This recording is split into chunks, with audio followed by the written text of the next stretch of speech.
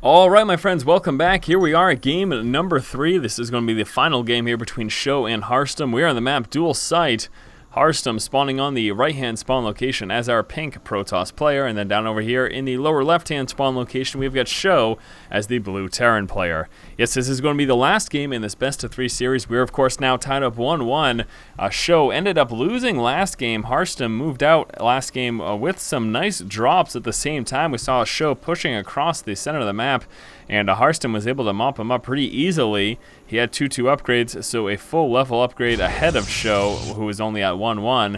In addition to that, we saw some beautifully placed force fields by Harstem, and what the heck was that? That was pretty silly. We saw some beautifully placed force fields there by Harstem, allowing his charge zealots to get up there right in the marine-heavy composition of SjoW.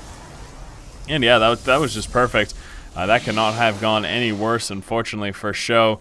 Another thing, too, is, SjoW pushed out with that attack, and all he had were Marines, Marauders, mostly Marines, a few Marauders, and a couple of medevacs. There were no Ghosts in the mix. He didn't land any EMPs. As far as I know, at least I don't recall seeing any. And without those EMPs, again, those force fields were able to go down without a hitch.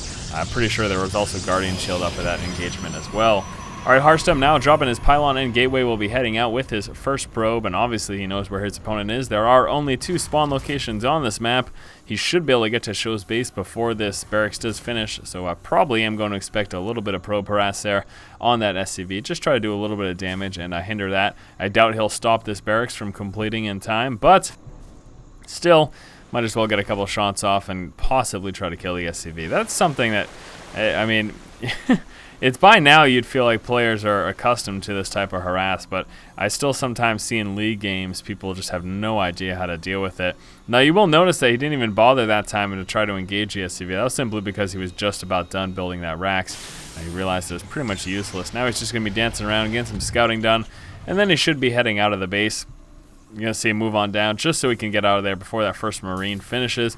Again, we have seen Harstem actually lose his first probe, his scouting probe, in the first 2 games. It's certainly something you can avoid quite easily, and really surprised actually that he ended up losing those in either game, to be honest. The Marine will be heading out towards the Zelnaga tower. It looks like that's going to force that probe back. And he grabs the tower and then heads on back right now. He does want to, of course, get back here towards the front of the base to try to prevent any additional scouting there from that probe. Back over here for Harstem, we can see is just on 1 gas. Now with this Cybernex core up, he'll be chrono boosting out that Warp Gate research, and he is coming out with an expansion. Now back over here inside of the main of SjoW. SjoW will not be expanding right away at the least, as he's coming out with a second refinery right now, building a bunker, and here we go, getting a reactor there on that racks. So we'll be going Vespene heavy in the onset here of this game, and let's see what he decides to do with that. Obviously, we do expect a starport to come out, but what does he plan to get with it? That is primarily the question. So 1 gate expand is what we're seeing Harstem open up, then 2 more gateways. This is the exact same opening he did in games number 1 and 2. And again, that's going to then work its way up into a robo sometime shortly after that. A couple of stalkers here for the early stages of the game. We've got a tech lab coming down on the factory. Ooh. Is this going to be a Marine tank timing push here, possibly throwing in? Never mind. Going to be lifting off that factory, and he'll actually be coming out with some Banshees early on. So I thought it may have been a Marine tank Banshee, and actually it still may be, as he is getting a tech lab down here.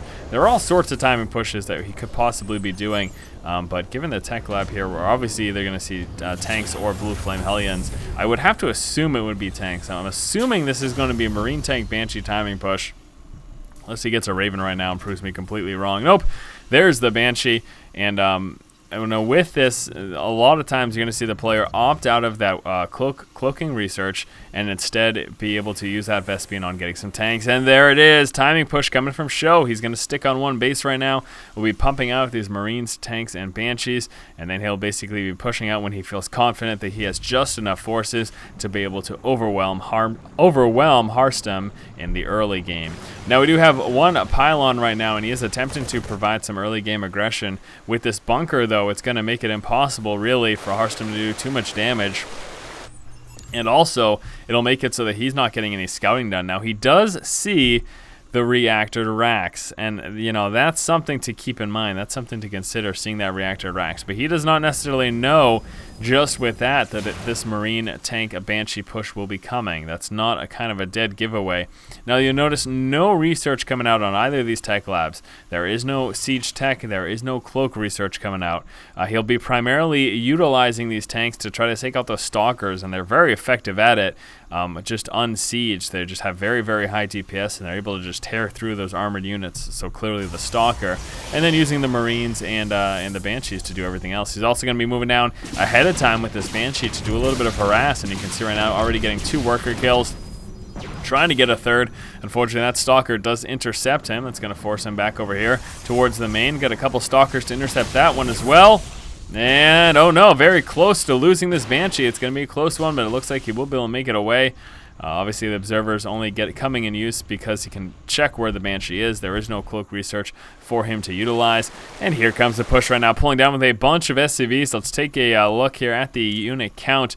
3 tanks, 2 Banshees. He's got a 3rd Banshee on the way, as well as 17 Marines. Now, he's got a ton of SCVs here in the mix, so this is going to be a very, very potent push. Observer Scout spotting this coming right now, so now Harstem knows. Does he have enough time to respond, though? He's got an Immortal attempting to come out. That will be used for those tanks. And here it comes. So let's see if SjoW is able to do it. Right now, he's primarily focused on just taking out this expansion. If he can do that, he will be in a good spot, killing off one of his own workers so they can get another Zealot into play. And here it comes right now. The major issue right now is those SCVs provide quite a buffer to protect those Marines. That's kind of the entire purpose behind them. It also distracts some fire there from Harstem's units. And he's going to be going straight for that Nexus. And here it goes. We're trying to drop that as quickly as possible while also trying to survive any push that Harstem may do against his units. And that expansion gets dropped very, very quickly. See you later, Nexus.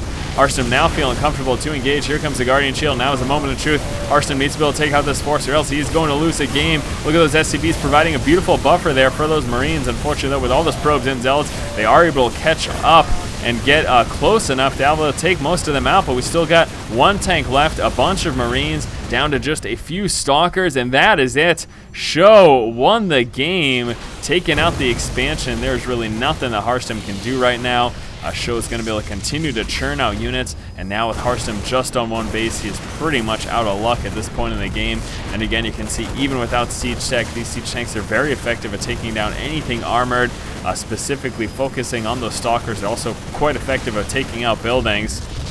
And kind of a last-ditch effort right now for Harstem as he moves forward right now with his probes and Zealots. A couple Stalkers in the back. One gets taken out, down to just 1 Stalker, and there it is, the GG.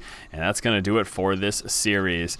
All right, guys, that is it. Best of 3 series here between SjoW and Harstem. As you can see, it ends up going to SjoW with a Marine tank Banshee timing push, pulling off a bunch of his SCVs as well. He was able to take out the expansion, and hard as Harstem may have tried, he was not able to overwhelm his forces there.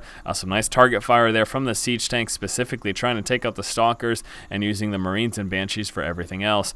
All right, guys, thank you so much for watching. Hopefully you did enjoy this commentary. As always, if you like the content, please subscribe. Thanks again, guys. Keep watching and keep owning.